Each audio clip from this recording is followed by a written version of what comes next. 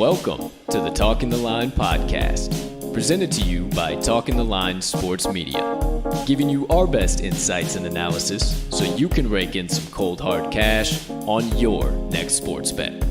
Now sit on back, open up your mind, and let's cash some tickets. We can't thank you enough for joining us.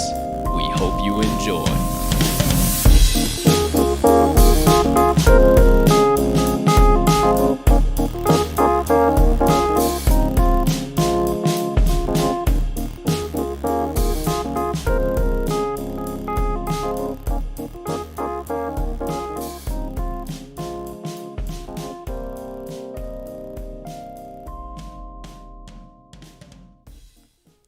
Good morning, good afternoon, good evening, ladies and gentlemen, degenerates and gamblers far and wide.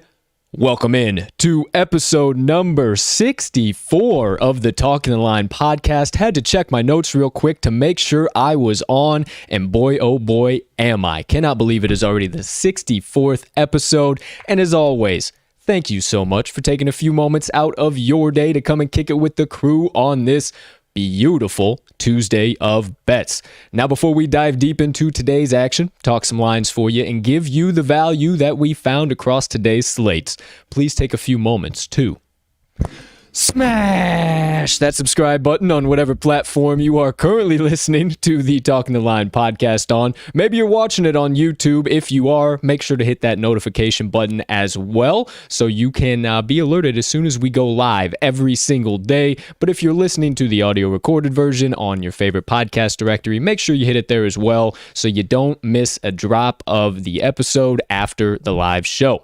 Last but not least, if you're looking for more TTL crew content, head on over to this episode's description. The first link you are going to see there is the Talking the Line link tree. Within that, you can locate all of our content and social platforms so you can consume us however and whenever you please.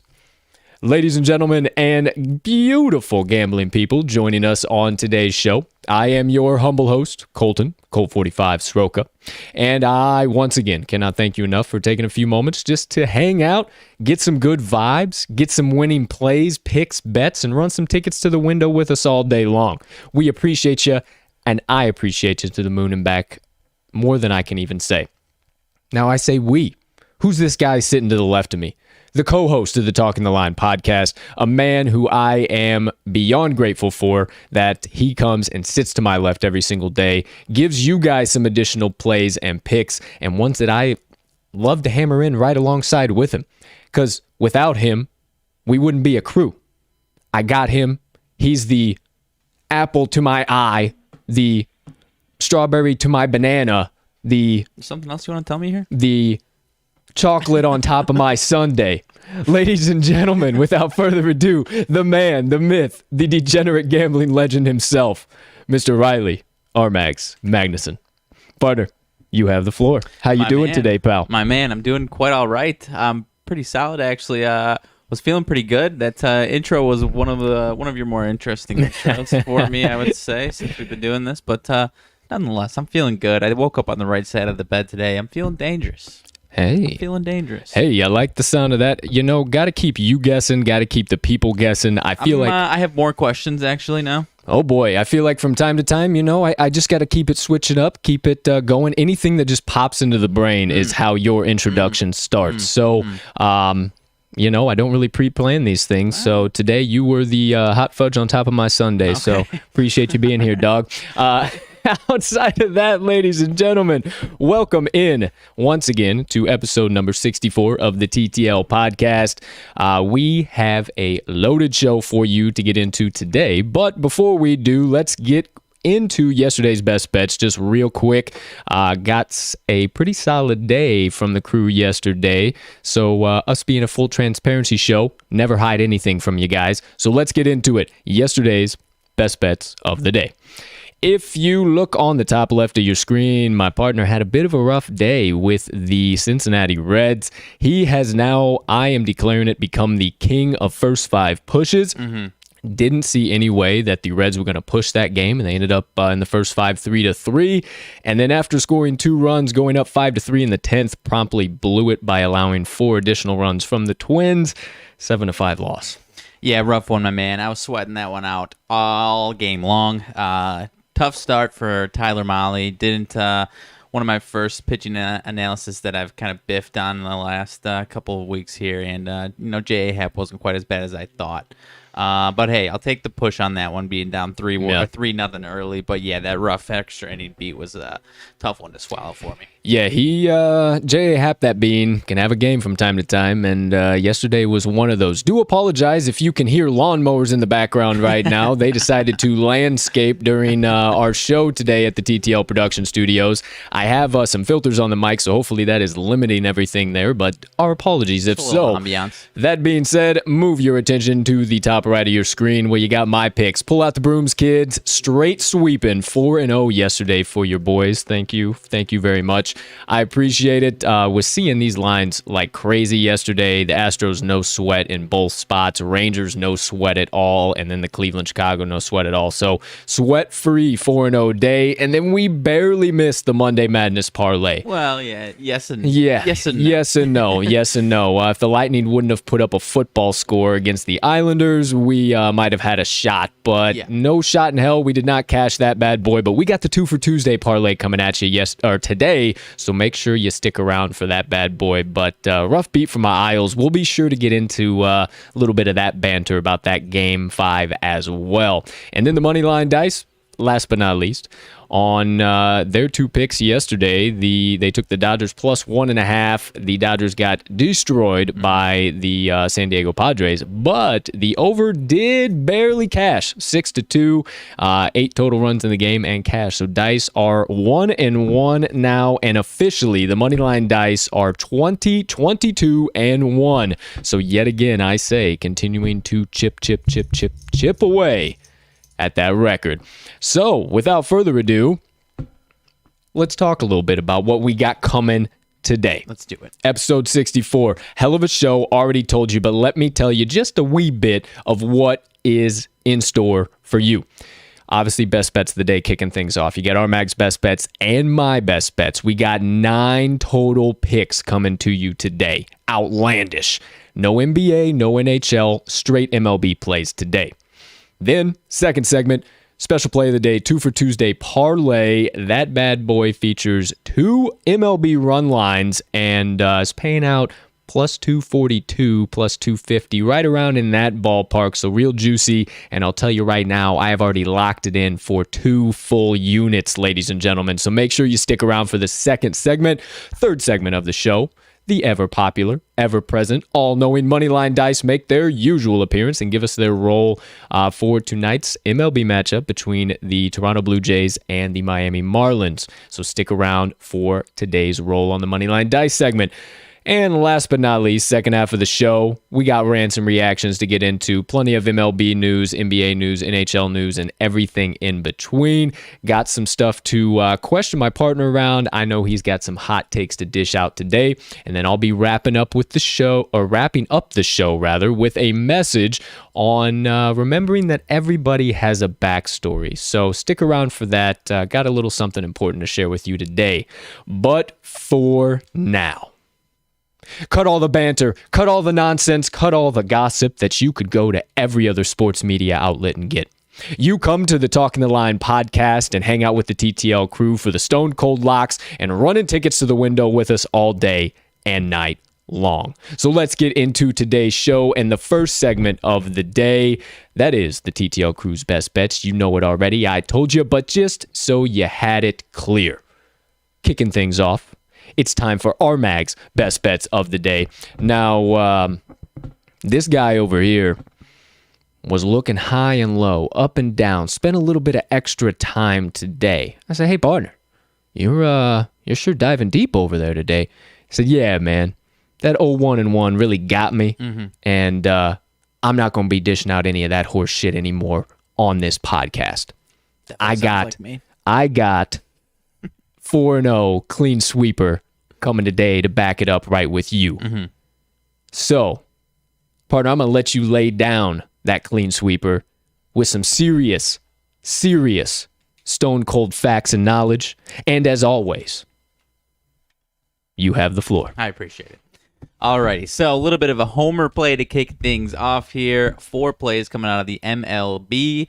First one is going to be coming out of the White Sox and Pirates. I am taking the White Sox first 5. You choking over there, my man? Oh, I about fucking spilled on myself again. Hey, if anybody would like to donate a bib to the show for me, would TTL bibs? Oh, would be great. I would wear them. Would be great because, you know, I bring out these nice threads and then I spill shit all over them. So once again, you never know what you're going to get here on the Talking the Line podcast. Partner, please resume, my friend.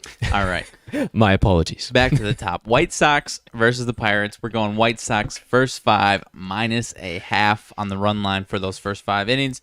Going Lucas Giolito, righty for the Sox. Tyler Anderson, lefty for the Pirates. Giolito, 3.86 ERA. Hasn't been, quite the Cy Young type pitcher that many people projected him to be this season. Hasn't been bad. He's been pretty consistent, throwing down some quality starts. I think he's going to starting to get on that track of some elite type pitching and starts here. Believe it or not, he's actually 2.97 ERA in night games, so a little bit better at night. I think that is a little bit of a correlation for him. I obviously watch every single one of his starts. He seems to have better command in those night games for whatever reason. And versus this Pittsburgh offense in a not a terrible sample size here, despite the interleague play here. Career versus these Pirates. The Pirates are 3 for 27 for a .076 batting average versus Gio here. So absolutely love him to dominate them once again. And at the moment, this Pirates offense is not really putting up runs, putting base runners on the base pass. Last 10 versus righties, 233 batting average, 295 OBP, 3.74 runs per 9. And that ain't too far from their season averages. So versus righties on the season, that's pretty consistent with what they are. And now this White Sox team, my man, the story goes and the story continues. Sox last 10 versus lefties, 292 batting average, 343 OBP, 5.34 runs per 9. You know, they have certain times right now with a few injuries where if you get an ace-level lefty pitcher, they do tend to struggle, or maybe not struggle, but not put up more than 2 or 3 runs. But against those mediocre to worse pitchers, they still put up those runs. And why do I say that? Because Tyler Anderson falls in that category. 4.89 ERA on the season. In May and June, he's got at least a 5.7 ERA in both of those months. And believe it or not, opposite of Lucas Giolito, he's got a 5.56 ERA in night games as well. This Pirate team is as cold as they come. Maybe not as cold as they come because they are one of 3 teams that have been absolutely free-falling in the month of June, but they are 2-11 straight up over their last 13 games. Things are very, very rough, and my White Sox are coming off of a rough weekend in Houston against the hottest team in baseball.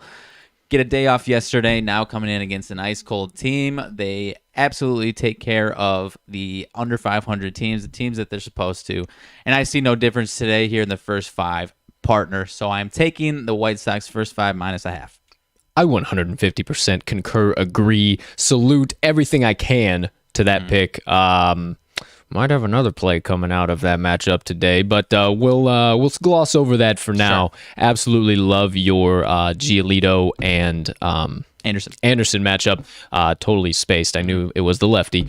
Anderson had a rough outing in his last one. Right. I actually backed him, and I'm happily off that train and gladly, especially with this Sox team right now, against lefties, against really anybody in the first 5. Exactly, but you give me against lefties, I can't say any more, partner. So there you go. First best bet of the day. I do believe you got 3 more to get through. So how about hammer on home number 2? All right. Second one going to the AL East. We've got the Red Sox versus Rays. And I'm going to the game total in this one. I am taking the over 8 runs. You've got Eduardo Rodriguez, lefty for the Red Sox, and Andrew Kittredge for the Rays. Now, Eduardo Rodriguez is having a tough go of it right now and on the entire season. 6.21 ERA for the full season, 7.28 ERA in May, 8.36 in June, so it's getting worse and worse for him. And in his last 5 starts here, the over has hit in all 5 of them. And now he's catching the Rays here on their first home game after their first rough road trip of the season. They've been a They've been the best road team in baseball, but now they finally had their worst road stretch. So they're going to be coming in looking for a nice win against a division rival here. And now I mentioned Andrew Kittredge. That's going to mean a bullpen day for the Rays here. And so instead of going lefty or righty splits, I'm going to give the Red Sox last 10 overall because we're probably going to see a little bit of both. 277 batting average last 10 for the Red Sox, 342 OBP, and 6.08 runs per 9. So their offense is, clipping along as per usual here on this season. And over their current road trip, they are averaging 6.6 runs per game. So they've had some games where they're really scoring some runs here. And in their last 4 games as a road dog, of which they are today, they are 4-0 in their last 5 straight up to the over. 4-0 to the over the last 4 as a road dog. And in this meeting, my man, over is 18-6-2 last 26, including 3-0 this season. I just really think this Rays team is going to put up a handful of runs here on Rodriguez today. 5-6 at 5 for their team total on the full game, and a lot of that's going to be driven by Rodriguez. And then it's only going to take a few here from the Red Sox, in my opinion. Not super confident in a winner here, just because that Red Sox offense can blow up at any point. Another reason why I like the over here, though. So with the Rays coming back off that tough road stretch, I like them to bounce back against Rodriguez here, and that Red Sox offense to be the Red Sox offense that we know. So give me that over 8 runs here. Yeah, 100% agree with you on that one as well. I think both of these offenses are extremely high-powered and have what it takes, especially with the pitching matchup. I mean, Rodriguez hasn't been anybody to put your money behind this season. And the Rays, with that bullpen going back and forth, who knows who's really going to get quality innings today. I think you're spot on. There's no real need to take a side here today because I think there's going to be a boatload of runs, and right. I think you're spot on. Right, and that Rays bullpen is good, don't get me wrong, but now with Glasnow out, it's going to be a little bit overworked in these types of starts. So sure. Going on to my next one here. That's my second one. Love Third it. one is going to be coming. My partner is going to appreciate this one. It is going to come out of the Indians versus the Cubs. I am taking the Cubs -1.5. Get out of town. You've got Eli Morgan on the mound for the Indians, righty, versus the Professor Kyle Hendricks, righty, for the Cubs. Now, my partner did warn me, and I am well aware of it, that this Cubs offense is coming in a little bit cold right now. However, I think this is going to be a get-right game for that Cubs offense against Eli Morgan. Okay. He has made 2 starts this season, his first 2 starts in the MLB of his career. 6 in those 2 starts, 6.1 innings pitched, 9 earned runs, both at home versus Toronto and Baltimore. And now you're putting him in the one of the wildest, most ruckus atmospheres in all of baseball for a young pitcher in a full-capacity Wrigley Field. That is an experience that man has never dealt with before in his life. And you're facing him against a red-hot pitcher in Kyle Hendricks, who has seemingly gotten better and better in each and every start this season. He's got a sub-3 ERA in both May and June, and he's coming off of his best start of the season, 6 hits, 6 innings, 2 hits, 0 earned runs versus the Mets last week in a 2-0 win. So even for Hendricks, even if that offense still struggles a little bit today, I like Hendricks to keep him 0 or 1 runs once again here in a similar start. Cubs have won his last 7 starts here in May and June. They have won, like I said, 7 of those last starts they have won at least... 5 of those last 7 are by at least 2 runs. And he handles the Indians pretty well in his career. 162 batting average over 32 at-bats against these Indians. And right now, that Indians offense versus righties, nothing special. 233 batting average, 291 OBP. So they're playing decent baseball, but not tearing the cover off the ball against righties. And you're putting an ace like Kyle Hendricks on the mound today. I do not like that Indians offense to score many runs. And not to mention, this Indians team on the surface has been heating up lately, but 5-2, not their last 7. They obviously got the win yesterday, but before that, a 5-2 stretch for the Indians, but that was against Baltimore and Pittsburgh, 2 of the coldest teams in the league. So give me the Cubs to put up a handful of runs here on Eli Morgan and Kyle Hendricks to have another stellar start. Give me your Cubbies -1.5, partner. All right, my friend. Well, and I haven't been hammering them in, so 1, 2, 3. Love it. Yeah, I can't disagree with what you're saying. The biggest question mark for me last night, and you not being a Cubs fan, obviously you're not watching the whole majority of the games. Last night, there was a couple really, really key critical spots that the Cubbies generally have been coming through in this season, and I don't know if they're just in a little bit of a slump here, if this is the start of a greater trend. I'm hoping this is the end of the slump, and everything you're saying is spot on here. Yeah, Eli Morgan has been nothing that you want to back at all, so I'm confident in it. And also the professor, dominant as all shit. So I like that too. So, I'm going to have to back you. It's my Cubbies -1.5. I can't turn away from it. Let's get some runs today, boys. What do you say? Go Cubs, go, huh? But I'm not going to say that, but Cubs -1.5. That's what Cubs I will say. -1.5. All right. He won't say go Cubs, go. Can't get him that far yet, but he's giving you 1, 2, and 3. Now it's time for 4. Partner. All right, sticking with an NL Central team, I am taking out of the Brewers and Diamondbacks. I'm taking the Brewers first to 5 money line. We've got my man, one of my favorite pitchers to back this year, Freddie Peralta, righty for the Brew Crew, versus Zach Gallen, righty for the Diamondbacks. As I mentioned, Freddie Peralta has been as solid as they come. A little bit under the radar for some reason as far as the national scheme of things go in the Cy Young conversation. He's got a 2.28 ERA, 1.96 in June, and that includes a 7.1 innings pitched outing versus these D-backs, giving up 1 hit and 1 earned run over those 7 1/3 innings. So he absolutely dominates these Diamondbacks. And to illustrate that, in their career versus Peralta, a whopping 1 for 30, 1 hit out of 30 at-bats. That's not a typo. Peralta absolutely dominates these Diamondbacks. And in his last 7 starts, 2 earned runs or less. In all of his last 7 starts, only a couple of them have 2 earned runs allowed. Diamondbacks versus righties in their last 5, 147 batting average, 236 OBP, 2.92 runs per 9. They are as cold as they come. They finally got on the board yesterday with a win after a rough losing streak. Yes, sir. But they're going to get back in the loss column once again real quick today. And with Zach Gallen on the mound making his now 2nd start after an IL stint. Last week made his first one after the IL stint, 2.2 innings pitched, 4 hits, 4 earned runs versus the Giants. And now this Brewers team isn't exactly tearing the cover off the ball against righties, but I think it's going to be enough to get the job done with Peralta on the mound. Last 5 versus righties for them, 240 batting average, 312 OBP, 3.73 runs per 9. So nothing special, not even that great. But as I mentioned, I think with Zach Gallen on the mound, they're going to put up at least 2-3, and that's all they're going to need for this one because I love Freddie Peralta so much. And I'm going to predict right now, I don't think it's that hot takey. I think he holds them to 0 through 5. If they get 1 on him, it might be in that 6th or 7th inning. Maybe he'll give up 1, and that's about it.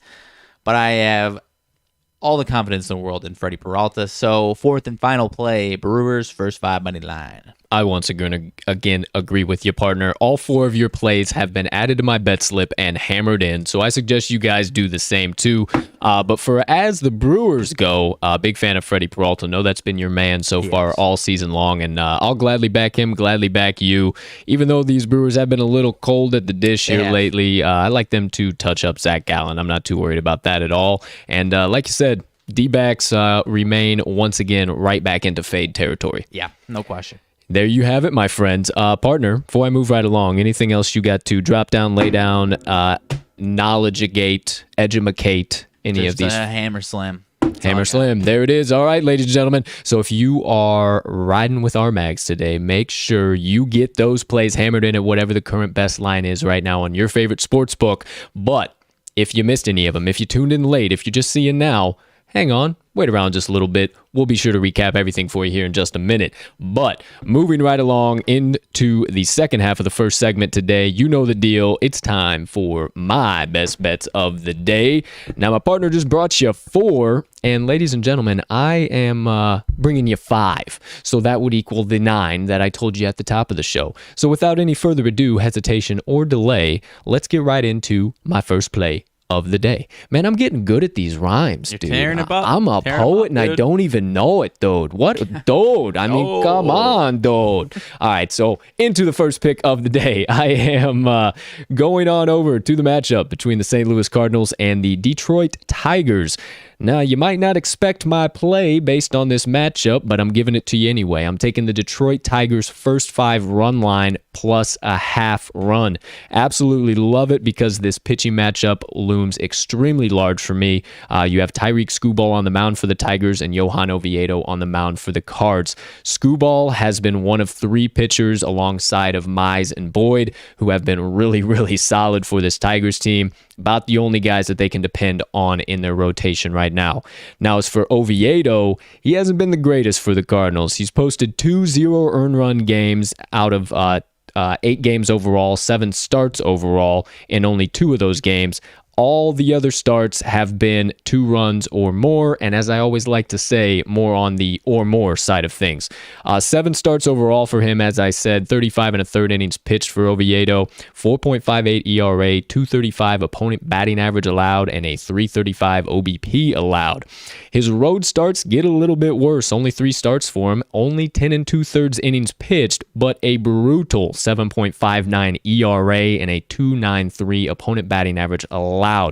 He has yet to face Detroit so far this season, and I love for them to jump all over him early, especially with a little bit of extra confidence at the plate after beating LA 5-3 on Sunday there. So I like the Tigers to get all over Oviedo, but I also like Skubal to really limit the Cardinals. The lefty. Now, I mentioned he's a lefty for a specific reason. I'll tell you that here in a minute, but he's been really solid for the Tigers, and he's allowed 2 runs or less in 6 out of his last 10 starts overall. He doesn't have the greatest top-line numbers, but when he's at home, there is a severe improvement.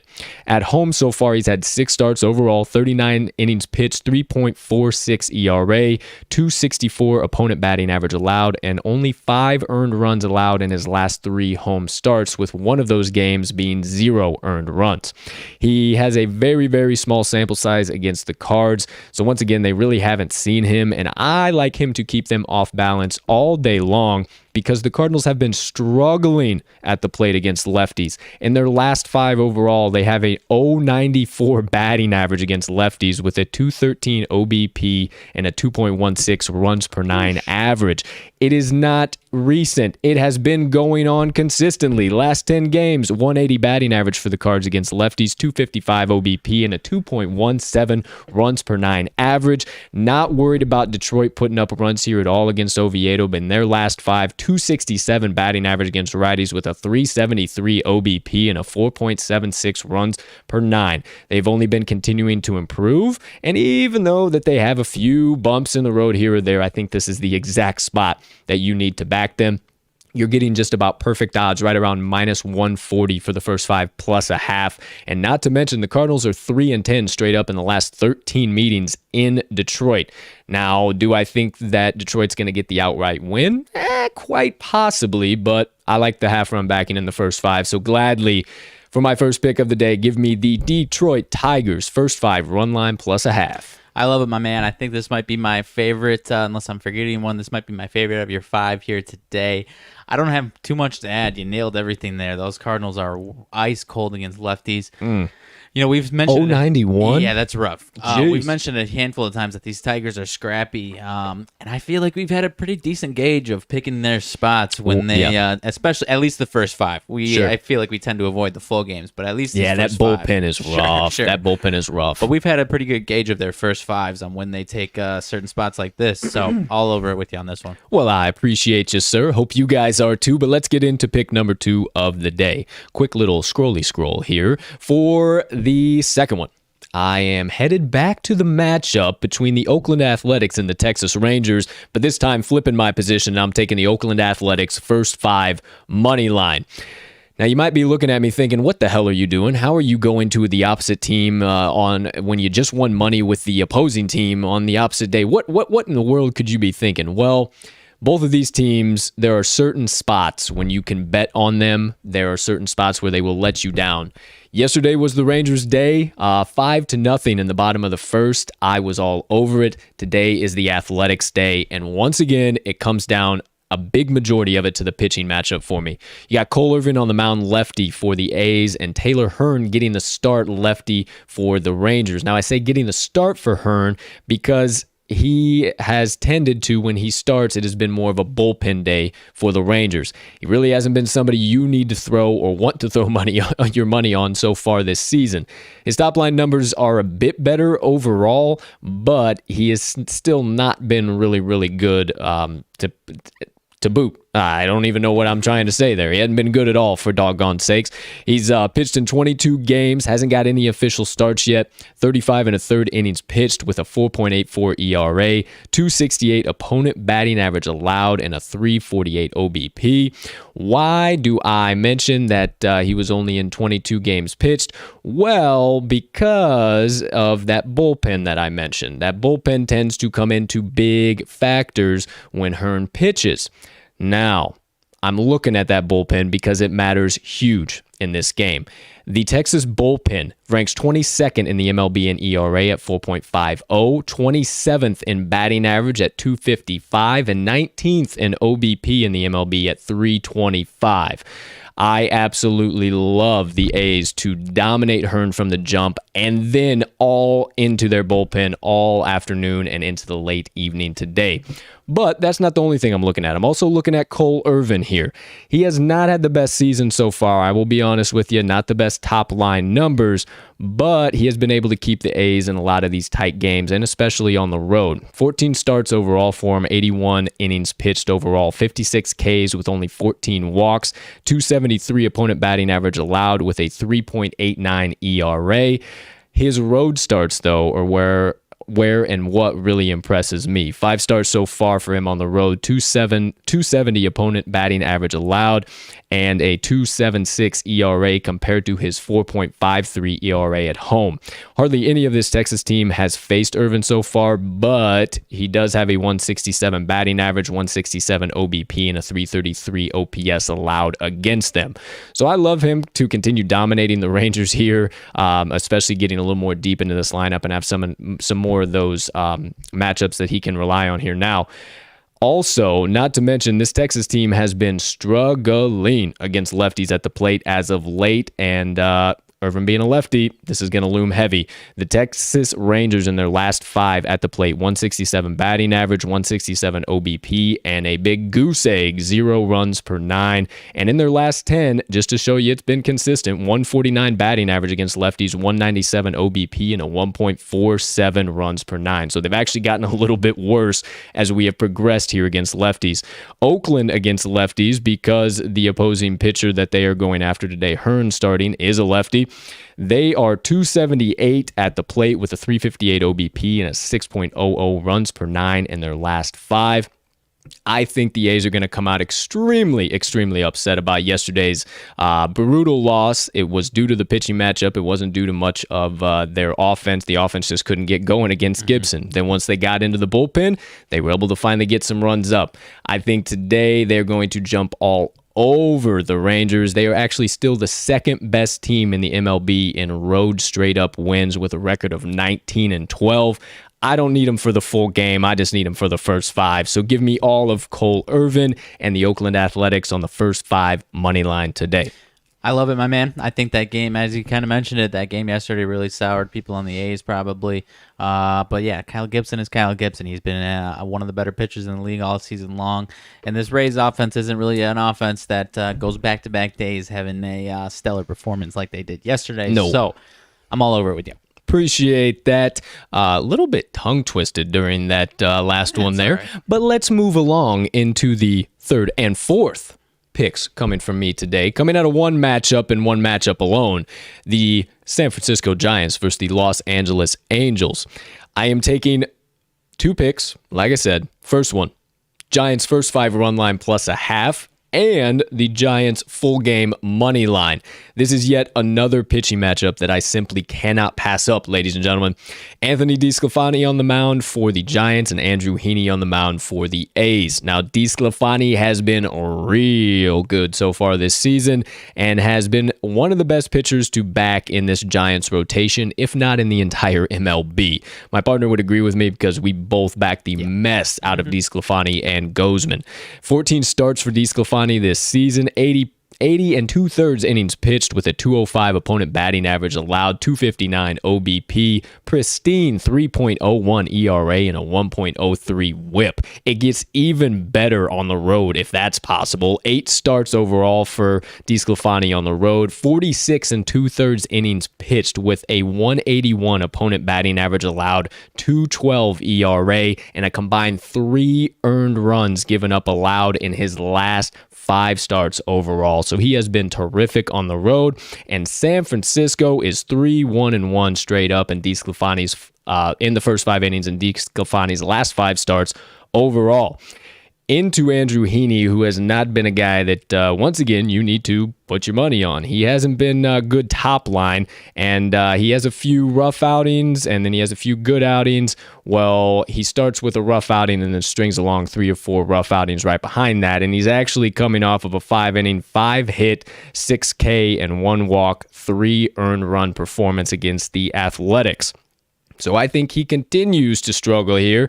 Not to mention, he has been worse at home than on the road, if that's also possible. 6 home starts so far for Heaney, 30 and a third innings pitched, 239 opponent batting average allowed with an abysmal 5.04 ERA, and a combined 10 earned runs allowed over his last 5 home starts overall. So I love the Giants, who have been absolutely obliterating baseballs, to jump all over Heaney early, and DeSclafani to really limit this Los Angeles team, who showed that given the right pitching matchup, they can be limited. Casey Mize limited them on Sunday, and it was rather impressive. Now, that covers me for the first 5 plus a half. I think they win it outright, but I like the half-run backing. You know me. But for the full game, I love the money line. You're getting it right around plus 108 right now. And a few key trends I'm looking at. The Giants have put up a combined 45 runs overall in their last 5 games, compared to the Angels, who have put up 33 runs in their last 5. But 3 of those games were against terrible Detroit pitching. I told you at the top of my picks that there's only about 3 pitchers you can depend on in that Detroit rotation, and the Angels did not face a one of them in those matchups. Also, a few other key trends as far as stats-wise. The Giants are 7-0 straight up in their last 7 following an off day, 6-1 straight up in their last 7 overall, and 7-3 straight up in their last 10. The Giants are 5-0 straight up in DeSclafani's last 5 starts overall in Game 2 of a series. The Giants are 4-1 straight up in the last 5 meetings, and 3-1 straight up in the last 4 in LA. Give me all of the Giants to handle business here and continue their hot streak and continue to move up the rankings in the NL, as much as I hate to see it being a Cubby fan. Yeah, I think I'm right there with you, my man. That last one of those last things you said, 7-0 last 7 after an off day. That's a big trend huge. Right there. Huge. And yeah, like you kind of said, that Angels offense has been putting up some runs, but as you mentioned, with the right pitching matchup, they get held down by some solid to very good pitchers, as in this case. And as you mentioned, this Giants offense is way too hot for me to stay away from. So I'm all there with you. Thank you, sir. All right. Well, there is 3 and 4. Now let me give you my 5th and final best bet of the day. I do apologize. You're going to have to take a couple extra nitroglycerin pills to make it to this one, because it is the last game on the docket here tonight, 9:10 Central Standard Time, first pitch between the Colorado Rockies and the Seattle Mariners. I am siding with the Seattle Mariners at home. Seattle Mariners first 5 run line, -0.5. Now, this Mariners team has not been very good, and you might be actually a little surprised to hear me say this, but there's been, once again, some real key spots that you can back them on, and this pitching matchup is one of those. So, yet again, another pitching matchup that is looming large for me and my bets today.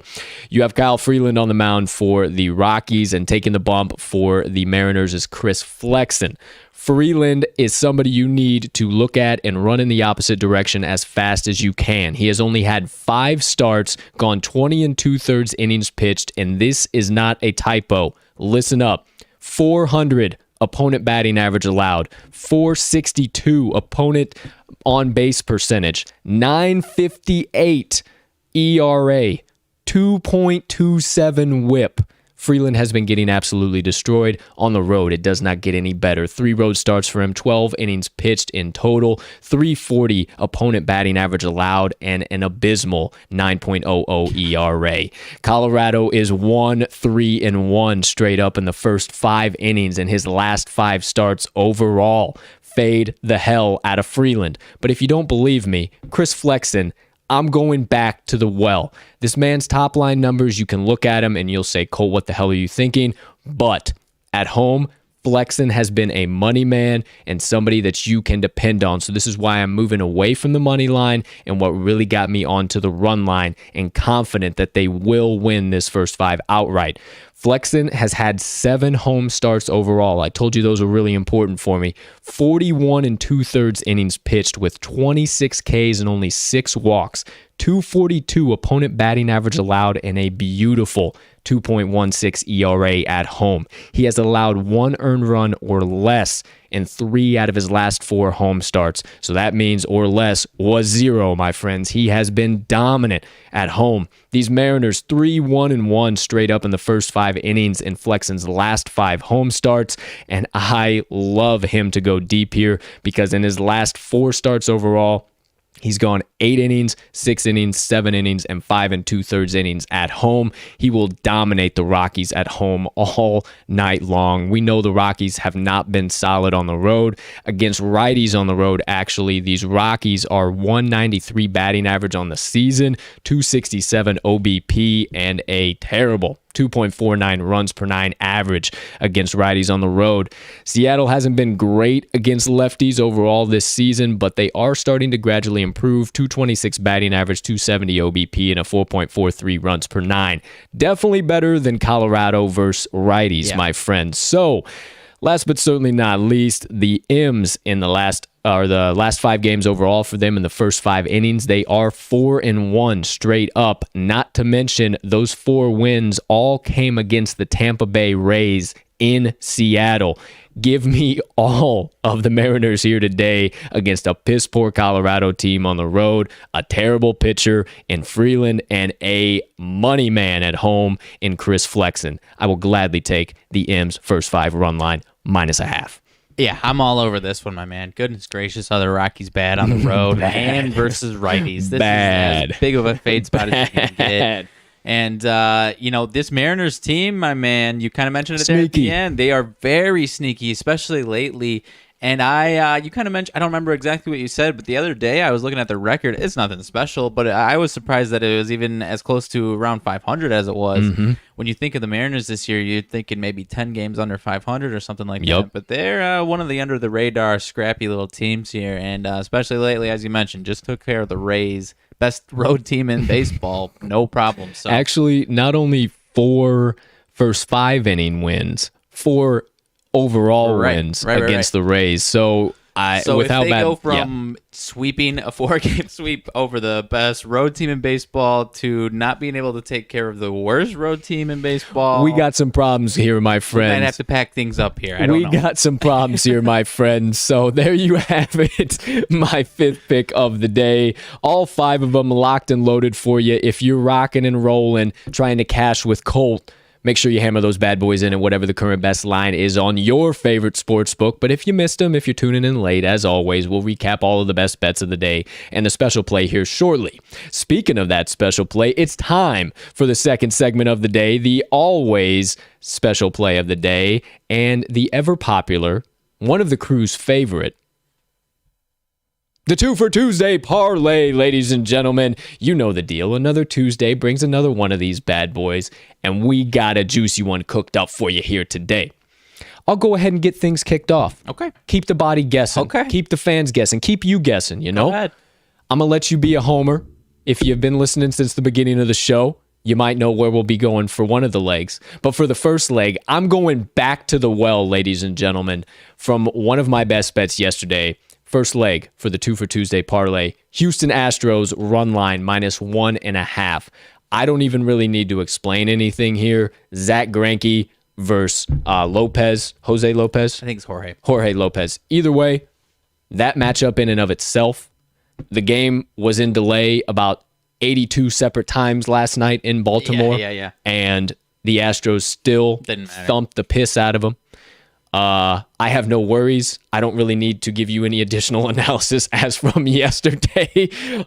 This is just, I don't want to say taking candy from a baby, but this one, it's you never like to say that when you're gambling, when you're doing things like this, but with all the trends, they now have won 9 out of their last 10 wins by 2 runs or more, and they are killing it. You said it earlier in some of your analysis. The Orioles are cold. They're one of the 3 coldest teams in the MLB right now. They got a little lucky in some of their previous games against the Blue Jays with some of that shaky pitching and that rotation. They are not getting lucky against this Astros team. The Astros offense is too damn hot right now, and Zach Greinke is continuing to be classic dominant ZG. So I will gladly put this as the first leg. Partner, I know you will too, but anything you'd like to add? I've got a couple things that I feel like at least to statistically back what you just said. Jorge Lopez, 3 starts over June, 8.36 ERA.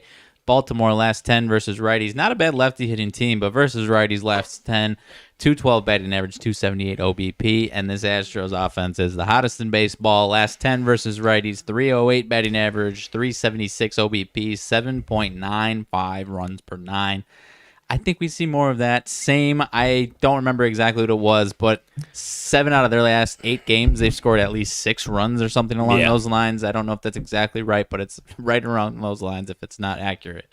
So this team is the hottest team in baseball, and even if that Greinke's a little bit shaky, 3-4 runs, I don't think he is, but even if I have no concerns that this Astros team won't put up another 6, 7, 8 spot. Exactly. I echo every bit of that sentiment. This Astros team is just too doggone hot. And my friend, I've done it again. You got a hole in your mouth, dude. We need let's get those TTL bibs. Yeah, seriously, somebody needs to hook us up here, because this is, or maybe I need to get one of those damn disposable straws that all the sorority girls used to carry around. The plastic, the tumbler, and the plastic straw. Yeah, give me one of them bad boys. Or maybe just don't spill over yourself. Yeah, maybe I can just be a grown ass fucking adult and not spill on my shirt. But hey, who knows? All right, there you go. First leg of the Twofer Tuesday parlay. The Houston Astros -1.5. And partner, what's the second leg of the day? All right, second play. And now I might have to go on a deep dive because we have included my boys on a number of Twofer Tuesday parlays lately, typically in the first 5 variety. But today we're going the White Sox -1.5 on the road in Pittsburgh.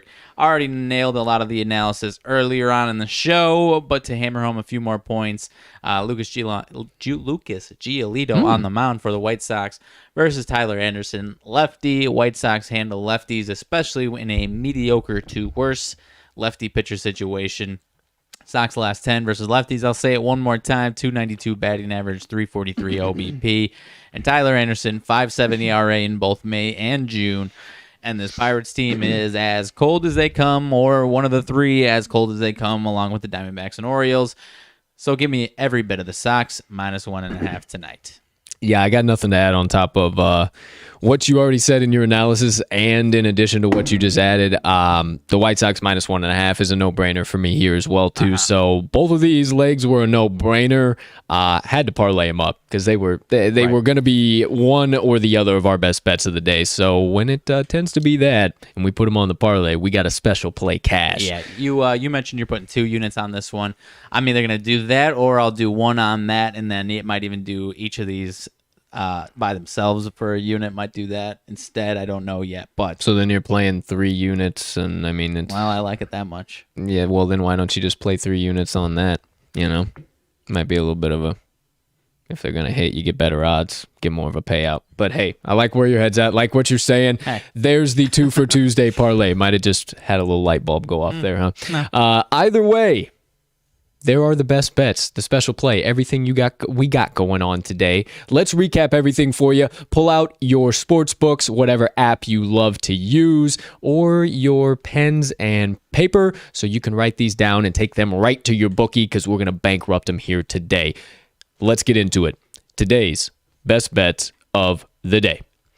If you would, turn your attention to the left side of the screen. We got RMags picks today. He's taking 4. He's got the White Sox first 5 run line -0.5. The Boston Red Sox versus the Tampa Bay Rays over 8 runs for the full game.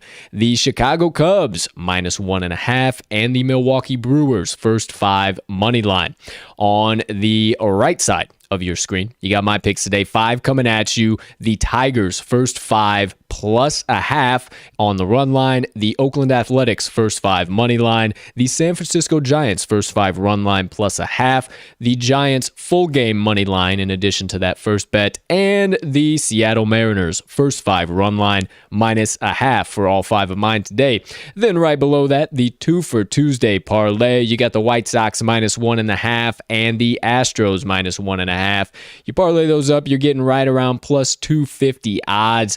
I absolutely love it. Have said it. My partner said it. I've already locked this in for 2 units. It's one of my favorite special plays that we have done in a long time.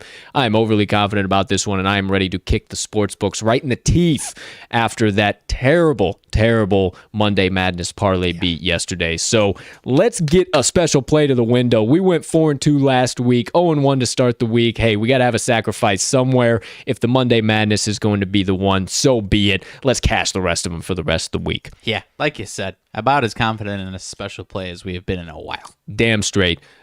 So you know the deal. Hammer 'em home. Haven't said it in a while. Knock the headphones out. Yeah. But I'll get there real quick. Ready? In 3, 2, 1. Lock them in, hammer them home, sprinkle a little bit of dough down, whatever you like to say. Just make sure you get these best bets of the day coming from the TTL crew in it, whatever the current best line is on your favorite sports book. Hammer them home. There you have it. There you go. Now, last bit of text you will see on your screen now in the bottom left is the Moneyline Dice roll of the day. You see it now. Told you at the top, the Toronto Blue Jays and the Miami Marlins are the abbreviations there for today's MLB matchup. And without further ado, let's get into the third and final betting segment of today, the Moneyline Dice roll. Here we go. Grab these dice. Go get right them ahead. on. Bam! Here they are, live and in prime time. I'm going to pull them out real quick so I got this ready to rock and roll. So we got the wild card dice. Then home away, Moneyline ATS. All right. So, as always, partner, I'm going to get a little picture-in-picture going here for our kind viewers at home. And while I do that, if you could be so kind as to set the stage for us, who's the dog, who's the favorite, what's our total, what's maybe a little bit of storylines going on in this matchup here today? Alrighty, so this one's going to be in Miami. Blue Jays, Marlins. Ross Stripling on the mound for the Blue Jays, right-hander, versus Sandy Alcantara, righty for the Marlins. Now, you might be saying, aren't you guys big fans of these Marlins pitching staffs? Certainly Sandy Alcantara, and the answer is yes. However, Ross Stripling, after a rough start to the season, is starting to figure things out.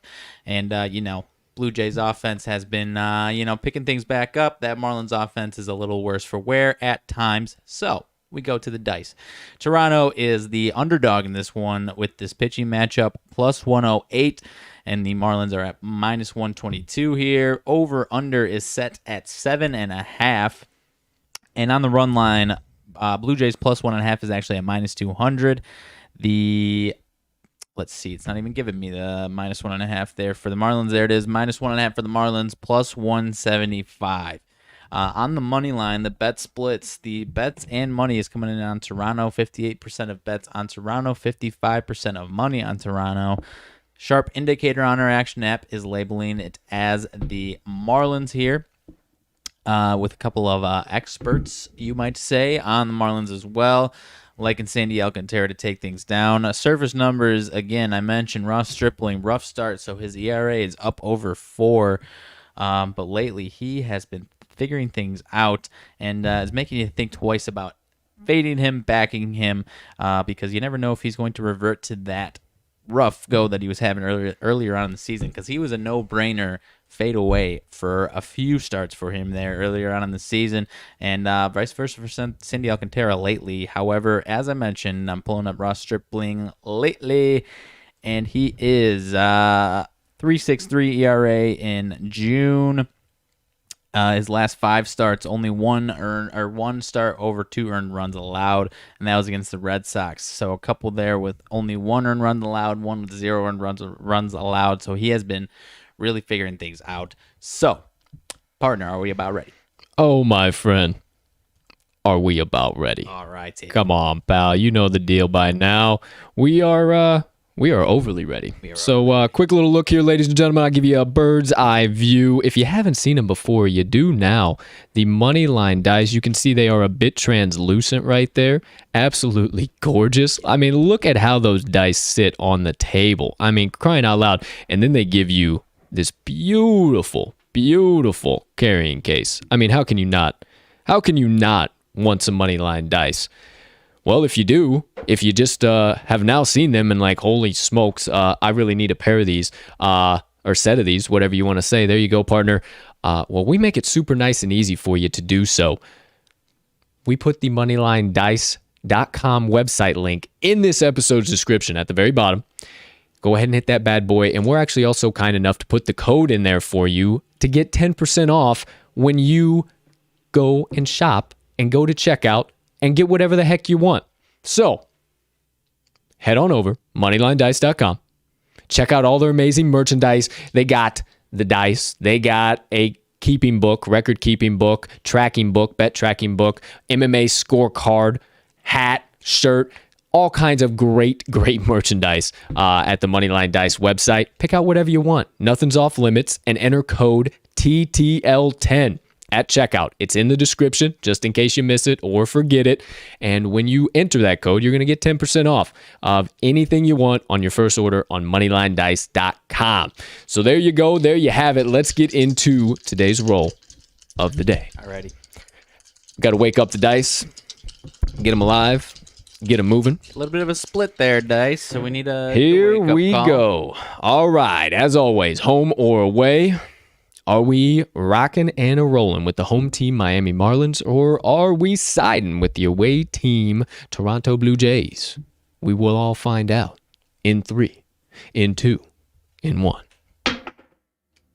That is going to be the home team, Marlins. Home team, Miami Marlins for the dice first roll of the day. Second roll, ATS or money line. Are we going to get a little juicier? We're going to have to eat a little bit of chalk here. Is it very chalky? Or Only minus 126, minus 125, right around there. not bad at all. Nothing too shabby. So here we go. Second roll in 3, in 2, in 1. That is going to be ATS. ATS. All right. And to wrap things up for the Moneyline Dice roll, you know the deal. Wildcard Dice has made its way to the set. Are we going to double down on the Marlins minus 1.5? Or is it plus 1.5? Oh, it's minus. Minus 1.5. I wanted to make sure. Or will we have to re-roll? Or maybe even possibly go to the total? Who knows? But soon the wildcard die will tell us. In 3, in 2, in 1. Under 7.5. Under 7.5. All right. Big day from Sandy Alcantara incoming. The dice have spoken! If you want a guaranteed, take 2 tickets to the window tonight. You heard it here first. The Miami Marlins run line minus 1.5 and under 7 total runs in the Marlins versus Toronto Blue Jays game tonight. Hammer it home. You know the deal by now. In the dice we trust. In the dice we trust. Thank you, Dice. Thank you so much, Dice. Once again, Moneyline Dice, if you're watching, I mean, look at this. Look at this. Thought we had a little... How do I look on the screen? Do I look like I'm looking at the dice? Look You at do. this. That's perfect. I mean, this looks beautiful. You're actually right. I mean, this is beautiful. I was trying to do that earlier. There's a little bit. I was concerned. There's like a glare right over here that looks like a chip on the dice, but it's just a glare. So I had a half second of panic there. But all right. Well, there you go. There you nothing have the it. dice can't handle. All right. Well, there you have it, ladies and gentlemen. Today's Moneyline Dice roll of the day. Getting notifications off the ass. We might have to figure out a new way to do this because that's notification, all this shit. But for now, we are steadily improving. We got bigger shit to accomplish. We just wanted to make sure you guys can see it and know that we're not Josh and you're lying. So there you go. There you have it. It's already off the screen. We're set to rock and roll. So there we go. Let me once again remind you, in case you missed it, Miami Marlins minus 1.5 and the under 7 runs in the Blue Jays Marlins game. Thank you, Dice. We appreciate you, Dice. We love your picks. We love your plays. We love your best bets of the day. We would be lost without you. And the show could not go on. So once again, as always, have a great rest of your Tuesday. We'll see you on tomorrow's show. Thank you, Dice. All right, ladies and gentlemen, there you go. There you have it. That is all of today's best bets of the day, the special play Moneyline Dice roll of the day, the first half of episode 64 for this beautiful June 22nd, 2021. Now, if you're just one of the kind gambling folks that pops in the TTL pod, the daily show, for our best bets of the day and all that good analysis, trends, everything we dish out for you guys, you're about to head out of here. First things first. Thank you so much for stopping by. We cannot tell you how much we appreciate you getting in the trenches with us every day and hammering in bets against these books. The war rages on, and we need your help bankrupting these books every single day for the daily battle, one play at a time. So if you are headed out of here, have a great rest of your Tuesday, but don't stay away for too long. Make sure you meander on over for tomorrow's show. Beautiful Wednesday, June 23rd. We'll be here live in primetime once again, and we'll see you for some more ticket cashing. So peace and love. But for the rest of you, hanging around for the second half of today's show, we got a lot of stuff to get into. We got some stuff to discuss, some drama to dictate. Thought you were going to try and rhyme that one. Nah, it was for some drama for your mama. There you go. So without further ado, ladies and gentlemen, one of my favorite times and starts of a segment of this show. It is now Rants and Reactions. Here we go. Let's drop it down into first gear, kick it on back just a wee bit, and talk some shit. So, partner here, first things first, you're looking great. Thank looking good in the studio light. How you feeling? How you moving? How you grooving? Coming off of a bit of a rough day, but I like the vibes. I like what's coming from you. 1-1. Yeah, what really chatted me about that game? It was already like a 4-hour game before it went to extra innings, and silver lining, I had my prop of the day out of that game, and it was Castellanos to have an RBI, and it cashed in the 10th inning with the extra ghost runner there on second base, Castellanos to lead off the inning. So ears perked up when I saw that, because he had a couple opportunities, and as much as I've hated on that extra inning rule, it's maybe I'm changing my mind. Who knows? It'll come through for you from time to time. Yeah. But you did look at me yesterday and say, hey, I'm gonna take a little easy, little light today. I'm not gonna do anything crazy. So you always hate when you do those light days and that shit happens. But and I overall, also only took, I think, one of your 4 plays that won. So a little chop for me there. Ooh, 'cause, buddy. Buddy. Yeah. What were you doing? We had the Astros first. I'm blanking on what I took actually now. I took the Astros for sure. First or the -1.5 or the first 5? I think I took both of those, so maybe I took 2. But Okay. The other 2 Rangers I didn't take because that was on the parlay too. And then what was the 4th one? My 4th one? Yeah. The Cubs in Cleveland under 7.5. Yeah. I was I was a little skeptical on that one, but I was wrong, of course. So Well, you know what? You'll have those days sometimes, but hopefully we both get out the brooms today. We got a 9-0 day on the horizon. We do.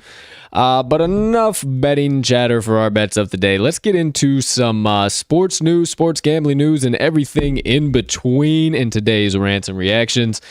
First things first, stopping by the gridiron. It has come out that on the Undisputed on HBO that Tom Brady, he had an interview, and he says that there was one team in the running, but they decided to stick with their quarterback. The team was very, very serious, but they decided to stick with said quarterback, to which Tom responded, "You're really going to stick with that motherfucker?" Verbatim. Uh-huh.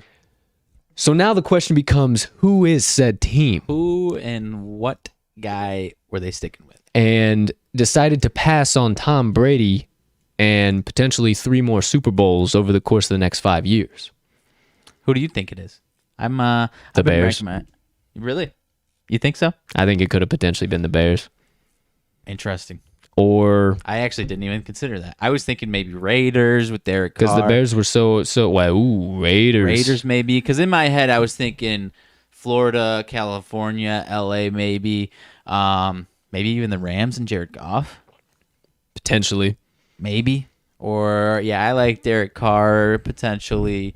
Or, yeah, I mean, maybe now that you said the Bears, I feel like he was trying to go to a little bit warmer weather for once to get away from that nasty cold in November, December that he was used to. But now that you say that, now I'm thinking about that. But then you got to start thinking about, like, what team do you look at and you say, you look at their QB and you go, ugh, I don't want any part of that. Because that's kind of the reaction that he had, which some people have that reaction with Derek Carr, but not a full, like, really? Yeah, not so, quite, man. But so it is very interesting. Maybe developments will start coming out. We might see, I was just trying to check, see if anything has recently come out. Nothing as of yet, but from me to thee, whatever team was dumb enough to pass up on Tom Brady, hey, best of luck not even getting to the playoffs, because you probably just cursed yourself. You probably just gave yourself the non-playoff curse for the next 50 years. Yeah. The other team I was thinking that I was blanking on was potentially the Colts, maybe before they brought Phil Rivers, even if after, maybe. That was one because they have a solid roster, and maybe that would have interested in him playing at the Dome. That would have felt like a weird fit, though, for Brady to go to the Colts. Though. Yeah, that would have been a weird fit. Brady and Reich. That would have been so weird, dude. I'm just saying because of that rivalry, and Colts fans have hated him over the last 20 true. years. And that's more what I was saying. True. But even what you're saying also. But man, that's interesting. You know, might have to do a little bit of digging, a little bit of dirt, see what all is on that front, because I was trying to do some research on it yesterday, and obviously I haven't watched the Undisputed episode. Maybe I'll watch the episode and see, or is it Undisputed? Or I actually didn't know what it was. Maybe on. not. I didn't see where he said that. Maybe not Undisputed. Or Undisputed Shannon Sharp and yeah, that's that show. Okay, well it wasn't Undisputed then. It starts with a U. I don't know. Podcast, some type of show like that, whatever. Yeah, one of those. All of, whatever everything is nowadays. So we'll see what happens. If any news comes out who that team might actually be, or maybe it says it in that episode. So maybe I have to do a little bit of schoolwork here and see if we can find anything extra on that. But outside of that, nothing real crazy going on in the NFL. Still waiting to hear about old Aaron Rodgers, what's happening. I won't waste any breath on any rumors or nonsense because I know it's just going to get shot through the floor. I can't even hardly get this guy riled up anymore with just how long this has been dragging on. Do I believe Aaron Rodgers still wants out? Yeah, quite possibly. Do I believe he's going to go anywhere? Quite possibly not. So we'll see what happens. I have no idea. Honestly, I don't think anybody has any idea, but that's about all there is to talk about in the NFL right now. Cruising right along. 79 days until the regular season starts. 79, huh? 79 days until the NFL regular season. 79 too long. 79 too long, but 79 we're going to have to strap in and wait for. But boy, oh boy. Once that time gets here. Oh, Thursdays, Sundays, and Mondays, baby. Sundays, it's so electrifying on Sundays. There's no other sport that has every single damn team in the entire league playing on one freaking day. Yeah. For the most part. We've been pretty doggone happy doing this the last few months. There is, I can't imagine doing this and also having full football Sundays because there is not much of anything that makes me happier than a full football Sunday and the preparation for it, the actual obviously watching and smashing, 10 pizzas and 10 things of dip, whatever you have there. But with all that being said, this guy and his dip, let me tell you, pizza. Goodness, or pizza, but this guy makes some of the most killer dips on the planet, and they're so damn good. He has a tendency of eating the whole fucking thing himself. So watch out. You ever find yourself next to Mags in a Sunday football party, be sure to have the dip on a high shelf, or else it might really go missing. Mm-hmm. But anywho, that's all for about the NFL nonsense going on. We'll be sure to do some deep dive, see if any underlying stories are coming out for some free agency stuff like that. But moving on to the Diamond. It's official, folks. It's official, Max. the umps are checking pitchers for sticky stuff. I told you guys at the end, we were talking about it a few episodes back, and I told you it was going to be when the pitcher was coming off from their start or out of the relief, whatever the case might be. Exactly what it was. Kind of goofy, kind of weird. Very weird. I think it looks a bit, if you guys have seen that meme of that security guard that's just like, checking guys, guys looking like he's checking guys at a Snoop Dogg concert. Not even like checking anybody at all, just barely touching them, whatever the case might be. Well, sorry, there was just a total there was a total scream in the goodness gracious, that just totally threw me off track. Well, that being the case, I don't know. I mean, do they continue to do this? Is this going to be a forever baseball rule now? I mean, how do you feel about it overall? I think it's just a weird look. It's bizarre. I mean, there was one, I can't remember exactly what it was. It might have been Yu Darvish last night. I don't remember. But there was one where I think it was Yu Darvish. They checked his glove, they checked his hat, whatever, and then he was all good. And then, like at 25% of the fans start like cheering basically because everything was fine. And it's like, okay, well, what are we doing out here, man? Yeah, I don't know. Obviously, the war on sticky stuff rages on, but sticky stuff. I mean, but who knows? I don't know if pitchers are getting sneaky or who knows what the case is. But so what I don't understand. So for a starting pitcher, they don't check him until he's done for his full start or after every inning. Full start. So okay. So how about? So wouldn't it be okay? A possibility for them to have it the first 5 innings, and then they know they're about to get taken out, and then they just wash their hands off? Like maybe it's not that simple. I don't know much about it, but like, isn't that a possibility? Quite possibly, or switch out gloves, whatever the case might be. Have a backup glove that looks exactly the same. Hat, whatever. Yeah. And we got Garrett Cole on the mound tonight, so. Will we see something interesting tonight? Who knows? We were conspiratoring about that the last time he took the mound. And I looked at Colt today. I said, Garrett Cole on the mound, checking for substance, not good today. And he's like, yeah, I don't know about that. And I was like, yeah, I probably shouldn't rely on that as my pick. So I'll stay away from that. Yeah, we'll see what happens, though, because, I mean, obviously checks weren't happening when he got that last start. He was really dominant, but now we got checks. So we'll see what happens. And Mr. I don't really know how to answer that. Might be in some hot water, so we'll see what happens. I'm excited. This is can you just imagine the shitstorm on social media if he gets up 5 in the first 2 innings? Well, but the thing is too. Imagine if one of these pitchers gets caught with sticky stuff and like. Because it'll be a whole fucking thing now. It'll be a whole thing now. And social media will lose their mind. Toss his ass out. Yeah, I mean, he'll be gone. He might get banned. I mean, I'm telling you, nobody wants to get caught because it'll be bad. It'll be really, really bad. Like, it'll be the baseball media. You know the baseball media as well as I do. They will eat that shit alive, my friend. It will be terrible. So... hey, man, if you're an MLB player, doubt you're watching this, but if you know one, get the word to them. Don't fuck up, because it might be your baseball career, my friend. It might be. But outside of that, team's moving and grooving. Didn't talk about it yesterday. Shohei Ohtani already invited to the home run derby. Just, oh my gosh. I'm hoping for a stacked lineup, because we obviously missed it last year. So I'm looking forward to it. One of my favorite events of the year. Yeah, without having it last year, I realized how much I kind of miss All-Star Weekend. Yeah, man. I mean, just All-Star Weekend for baseball. I tend to kind of like All-Star Weekend for baseball better than NBA. Oh yeah, all of them. I mean, that's the one. But all where, of them in general. Yeah, all of them in general. Because NBA would probably be my second, especially with the slam dunk contest when it's good. Sometimes it's not, but. The baseball All-Star game is the one where they can go, and now since they've changed the rules a little bit, it's dialed back a little bit, but they can still give about 80-90% without worrying too much about injury, as opposed to the other 3 sports where they're given 40% at best. So right, and that like kind of that's almost like in MMA, right? How some of the differences in like the sport, like regular fighting, right? Regular MMA. If you're sparring, you're going 60%, 50% maybe, or if you're ways out from a fight, 70%, 75%, okay?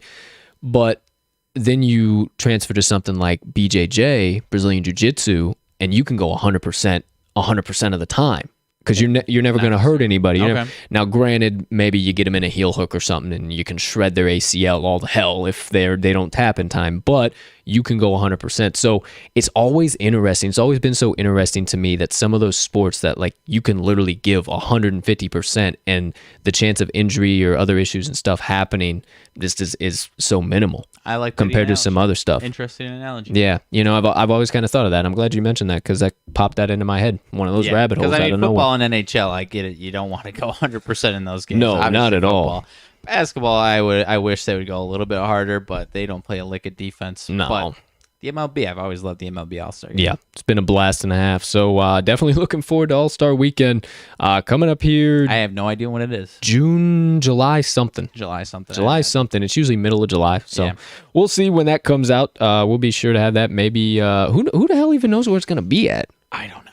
I don't feel even. like they announced it, but I haven't been following. I know there was that whole shindig that we weren't trying to get into that was happening earlier on in the year, and I've kind of just been avoiding it because I don't want to get into that shit. Yeah. So I'm just gonna let them tell me later where it's gonna be at once it's all good. So there you go. That is the game that is so beautiful it has to be played on diamonds. The MLB. Moving on to the hardwood. Yesterday's break seemed like the stupidest fucking thing on the planet to me. Tell me I'm wrong. You think so? Why the fuck did the Suns and the Clippers have to play that game on Sunday? Like, what was the point of having no NBA yesterday? Why not give them an extra day rest and have them play game 1 on Monday, and then you already have the Hawks and the Bucks ready prime to go for Tuesday? Like, you already had that on the docket. Why did we have to play game 1 on Sunday? Why not start a fresh week? And they're trying to get the Hawks at least one more day off because they played on Sunday too. So then you're turning around the Hawks Tuesday, turning around for Tuesday. Yeah, kind of need one. It's the day playoff. You're not wrong. It's the playoffs. You're not out of. I don't know. It just felt so bizarre without. I kind of liked the break. Yeah, I guess so. The playoff betting's been pretty rough, man. I mean, I don't want to say rough, but it's been challenging. Like it's been challenging. I had some success through the first first round and a half, and then the last half of that last round, I was struggling a bit. So yeah, I don't know where I'm at tonight. Well, with that being said, we do have NBA action back on tap tonight. Suns and Clippers. The Suns are right around -5.5 last time I looked. Something like that. Word from the wise, me to you, about every son of a bitch I could find on the internet or any other handicapper or sports betting analyst that I have any type of respect for is all over Phoenix, -5.5 or -6. Mm-hmm. So you know me. When everybody's zigging, I like to zag. So might be hammering in Clippers +5.5, +6. I don't know. And there was one guy who I highly, highly respect, who I've been following probably since I've been handicapping. And he is on the Clippers +6. I think that difference, because I mean, Devin Booker was awesome. Do we think he's going to be as awesome as he was in game 1? I don't know. Well, that's the thing, dude. I mean, he's good. I think he's going to be really good again tonight. Absolutely. But he was like, that was 40 points, that might man. have been his best performance of his career. But yeah, like stage it was, like the all-star players, like Kevin Durant, for example, had that 50-point game and then came out the next game. I don't even know if he cracked 30. I don't even know if he cracked 25.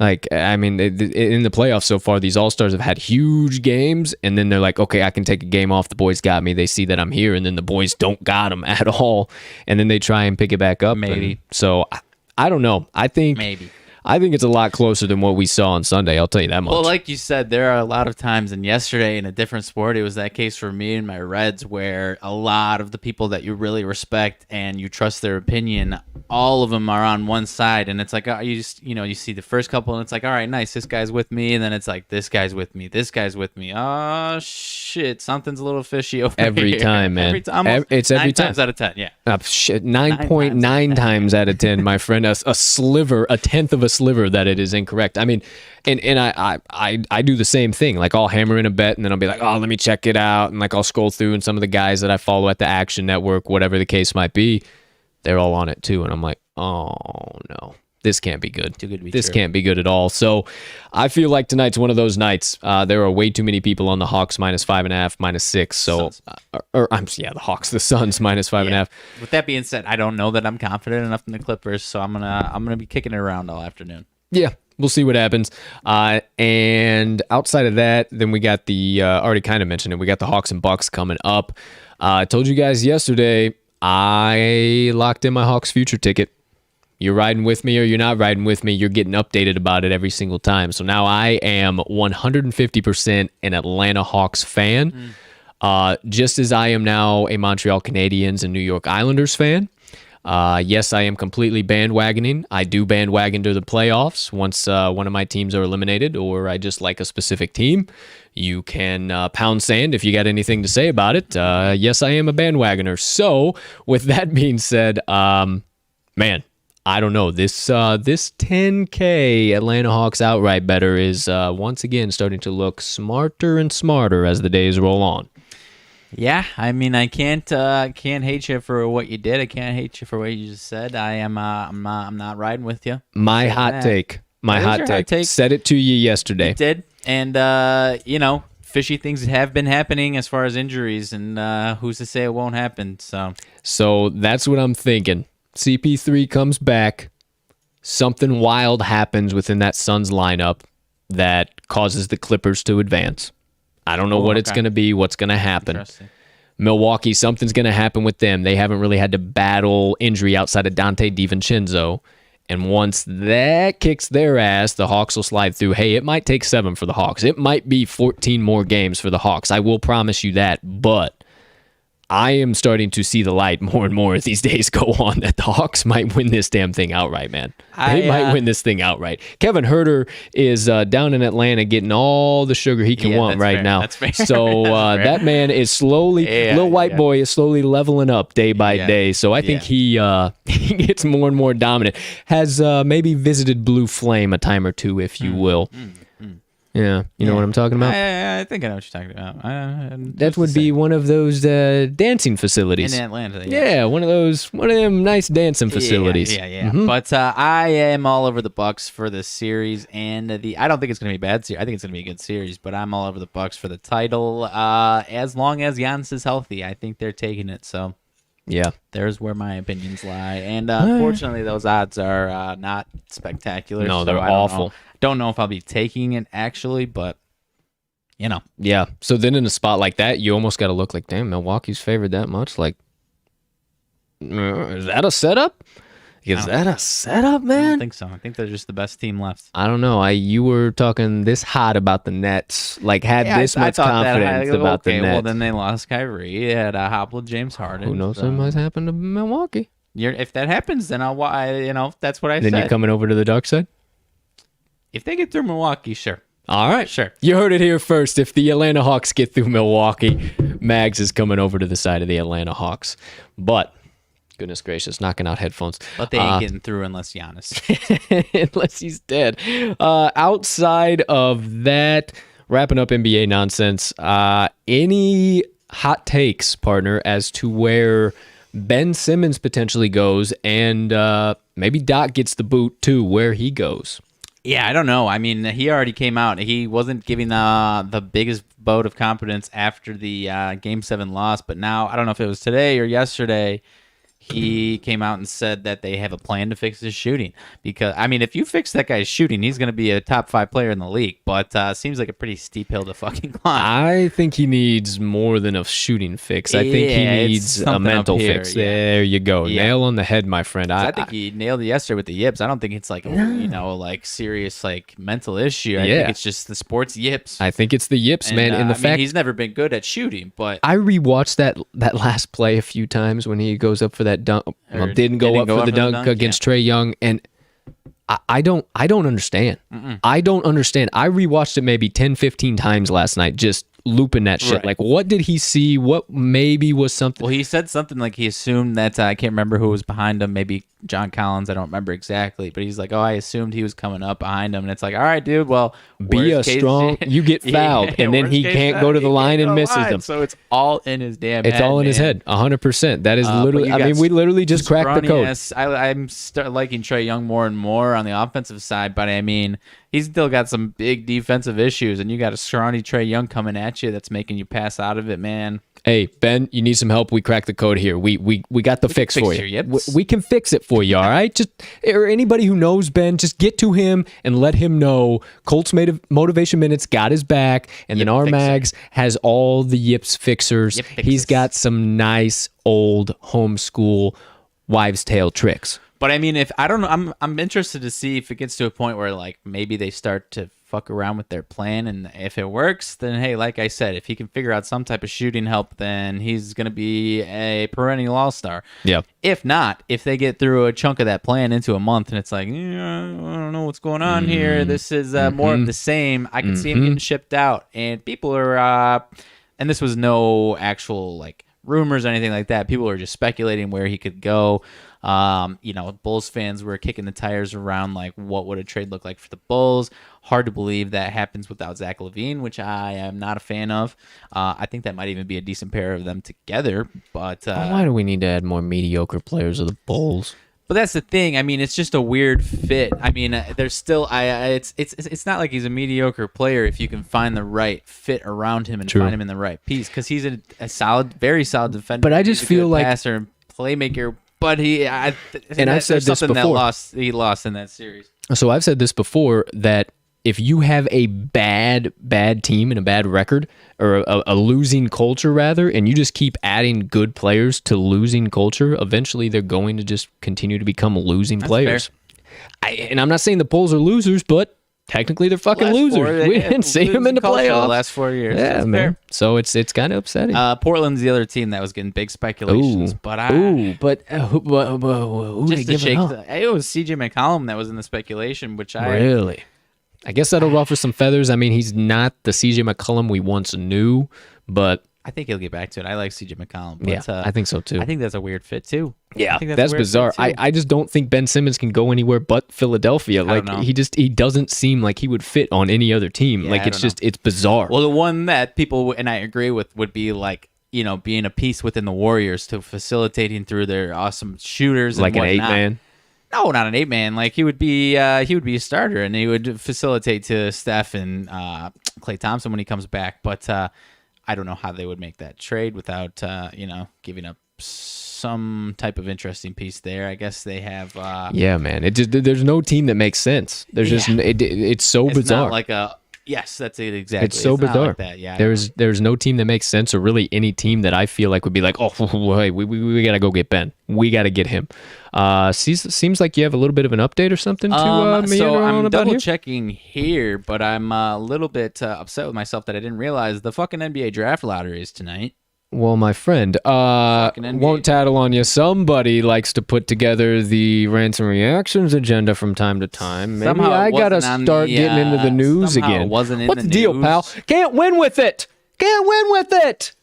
But tail between my legs. So NBA lottery means the Bulls got to get top 4 pick, or else they lose their pick. I don't know their odds exactly, but not terrible, not great. But I'll be watching. So they have to get 4th overall to top four to not. Because of that trade that they made with the Magic this year. Right. That's right. Dude, I totally forgot about that. Holy shit. Top 4 protected. So for those who don't understand what top 4 protected means, or whatever, top 3, top 10, whatever is protected, if the Bulls pick lands within the top 4, the Bulls get to keep their pick. If it goes 5 through, or I think it would just be, somewhere in the top 10 outside of 4, it goes to the Magic if it's not the top 4. So that would be bad, obviously. With that trade, you were hoping that the Bulls would either somehow find themselves tanking even harder or get into the playoffs. They went right in the middle. Didn't either. They went right in the middle, which was not ideal. So yeah, not ideal at all. Not ideal at all, but well, hey, thanks for that, man. Always holding out hope. Because I didn't know it either. I'm over here talking shit, and I didn't even look into it either. But if you guys know me, I'm not the NBA guy here. You're the NBA guy here. So what's the deal, pal? I checked that out last week, and I was like, oh, it's coming up. I'm totally got to talk about this, and then it slipped my mind out the window. See you later. But there you go. Hardwood. All the stuff happening there. Last but not least, let's head on over to the ice. Okay. Little bit of Stanley Cup action last night. We've talked about it plenty. I don't really even want to talk about it. If you got to add anything, partner, I love my Isles. I think they are not a 0-8 team at all. They've proven that. I don't know what the hell happened last night. I don't know why they couldn't get any on net. I don't know if the Lightning are just that much better. And this is the end of the road for Barry Trotz and the Isles. It might be. He did say that loss last night, 8-0 is enough motivation for the Islanders. Well, I would fucking hope so. What do you need? 15-0? 32-0? I mean, what do we need? Because, I mean, going back to the Coliseum for Game 6, you like their chances because they're a solid home team, obviously. But I don't know. I don't know if they can win it in Tampa Bay in Game 7 if it gets to that point. So I don't think they can at all. I think the road is coming to an end for them. I think you are correct on that one, but I'm still holding out hope for the Habs versus Isles in the Stanley Cup Finals. It's not over until it's over, and we've seen crazier things already in these Stanley Cup playoffs. So mostly involving both of those teams. Involving both of those teams. So who knows? Maybe more nonsense to come. But tonight, Game 5, my Habs, Las Vegas Knights. Are we going to see kind of a similar storyline to last night? I don't know. What are you thinking? Because we've been talking about it, and I think I'm going to be hammering in the Knights tonight. Because if you want to go ahead and nail it on the head, what you were saying to me, but these series are looking a little similar. Just lately. way too similar. And I don't know, man. Maybe I'll go to the over.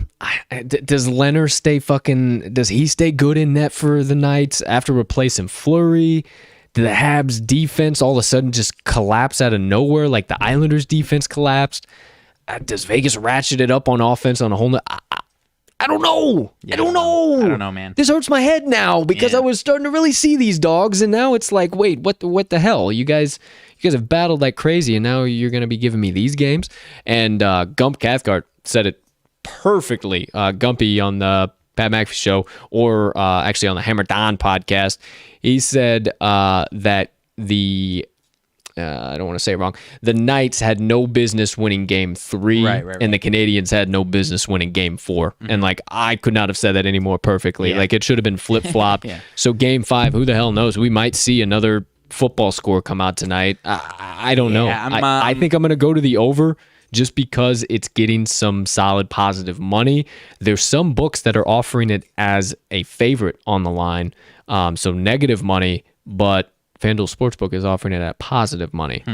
So a little bit interesting to me there. I might be on that over 5. I mean, just because every single one has gone to the under and it's like, oh, I mean, that's got to be the under. Well, why would it be anything but the under? These defenses are great. This has been the same thing. It's the whole playoffs. Mm-hmm. And then it smacks you in the mouth and it's totally over by about 13 goals. I might be going, I'm not the hockey guy, so it's not really any true analysis, but I think I might be going Knights and the over.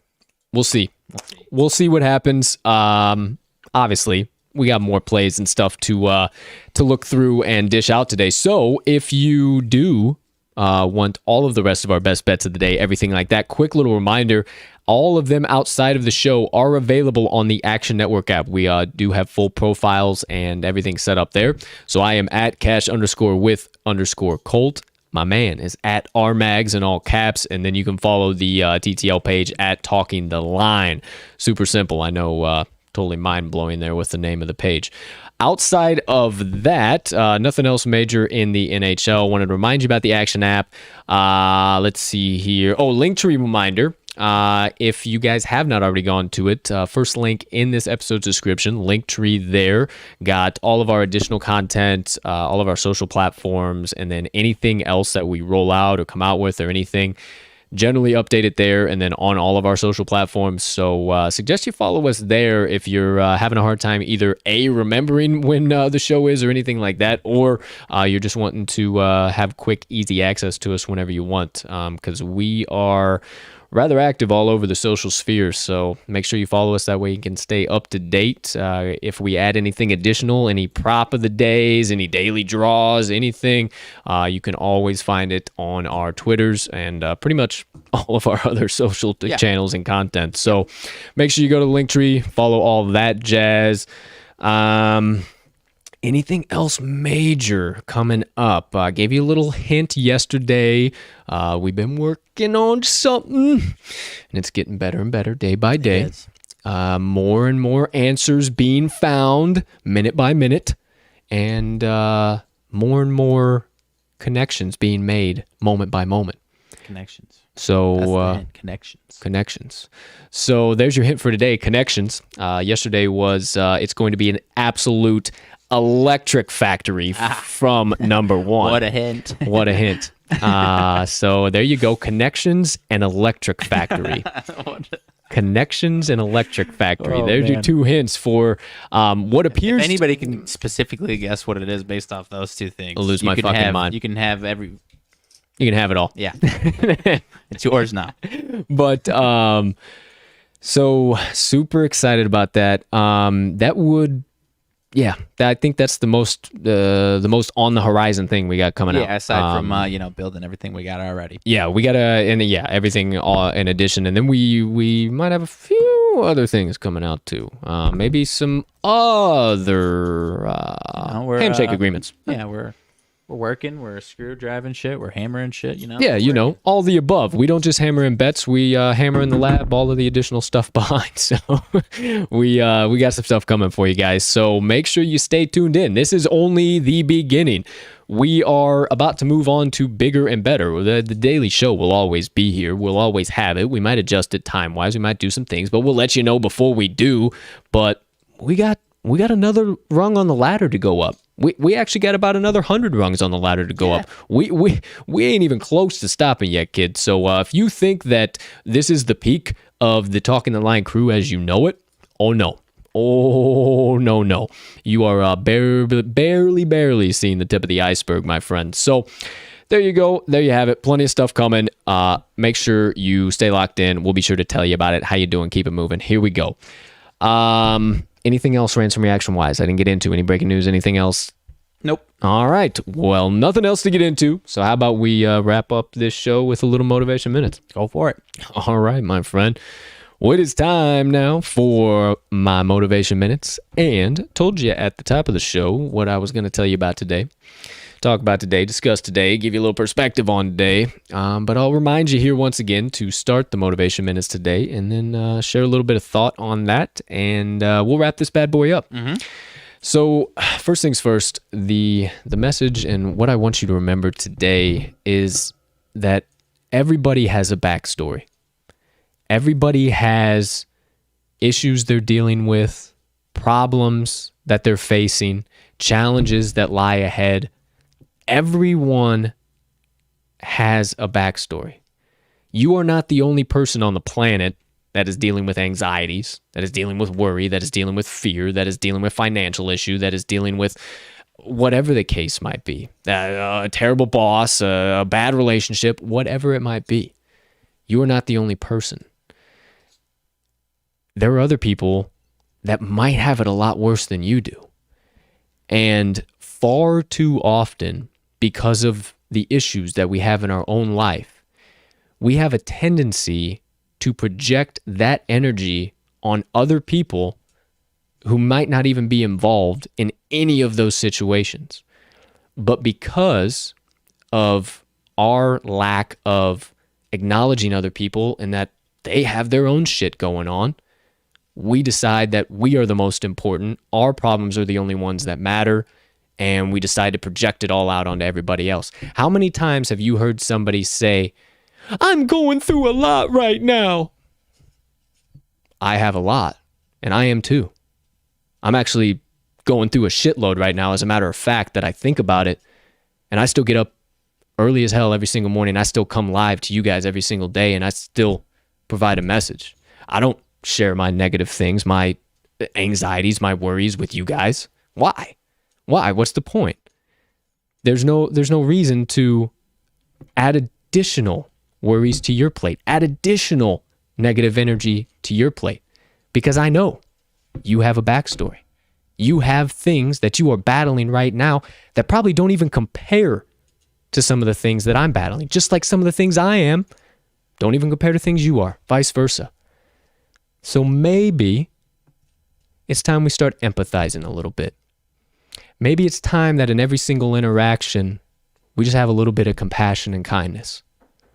Maybe we remember that we're all humming beans at the end of the day on this floating rock in the middle of nothing.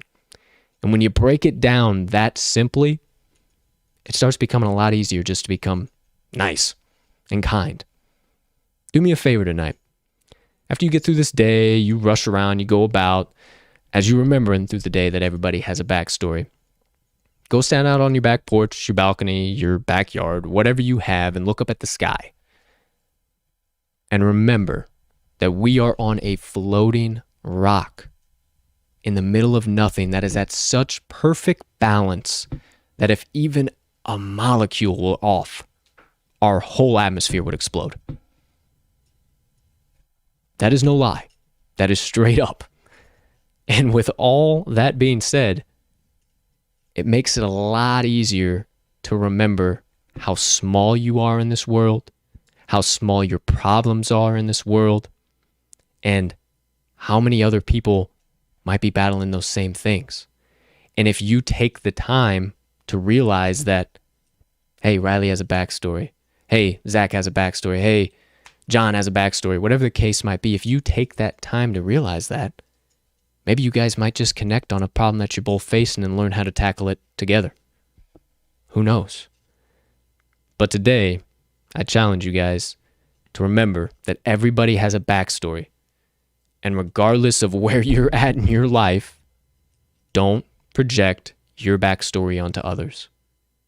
Come into every single situation with kindness, compassion, and empathy, realizing that everybody's going through their own caca too. And that if we can all just realize that a little bit, maybe this life might become a little bit easier.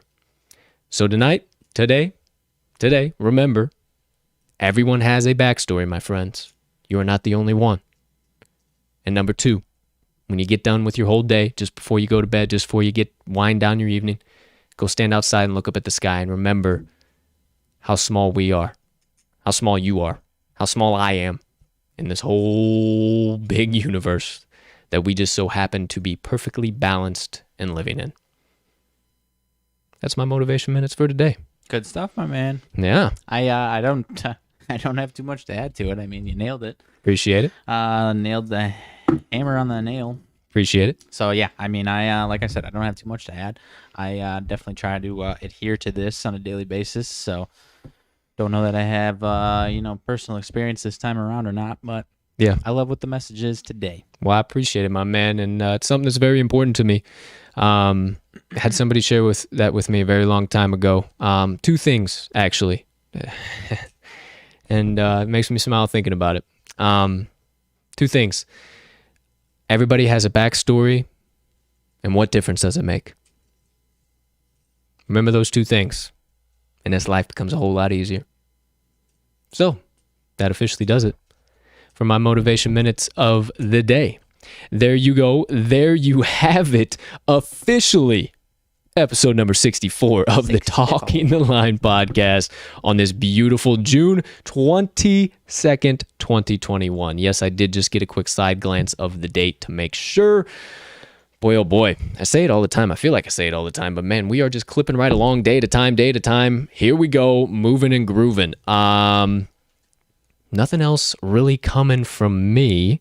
Quick glance, everything looks to be in order. Partner, anything burning on the brain, melting on the heart, festering on the soul that you have been dying to get out to the kind gambling people that joined us, or even not gambling people that joined us on episode number 64 of the Talking the Line pod. How about some next level brand recognition going on in the Olympic qualifiers? Okay. Christina Clemens qualified for the Olympics. Okay. I don't know if it was this week, yesterday, today, this morning, whatever it was, but she was wearing Cool Ranch Dorito earrings. Okay. Interesting choice, huh? Were they like the plastic? That I don't know. It was like little tiny little guys, but it was very clearly a Doritos bag. Oh, so it was like a Dorito bag.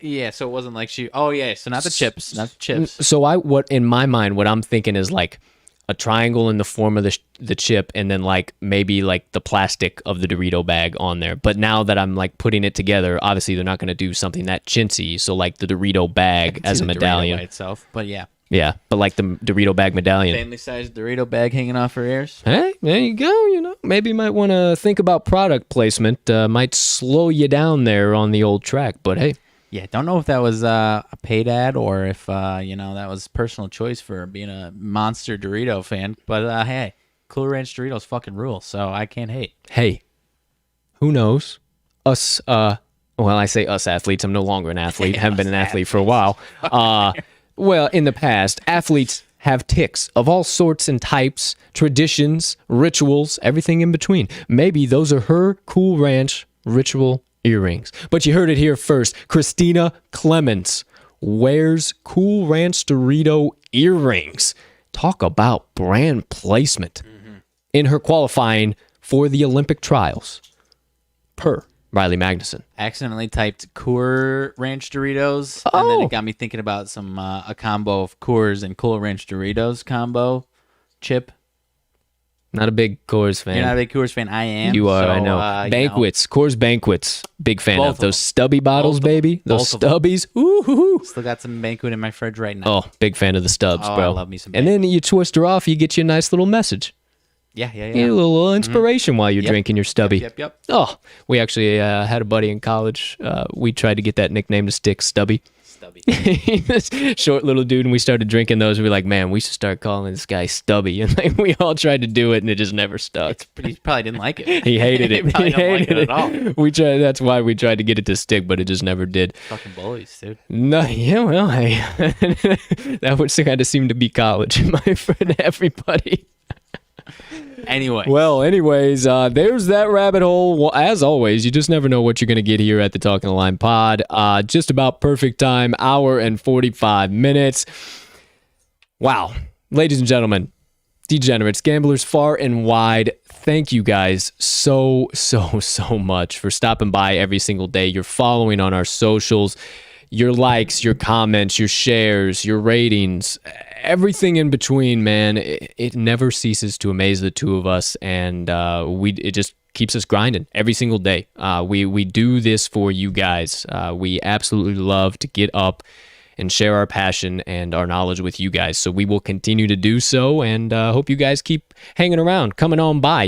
Be a friend, tell a friend. Let's bankrupt some sports books together, huh? Yeah, why not? All right. So from me and Mags, as always, we hope you have a spectacular rest of your Tuesday, unless you have other plans.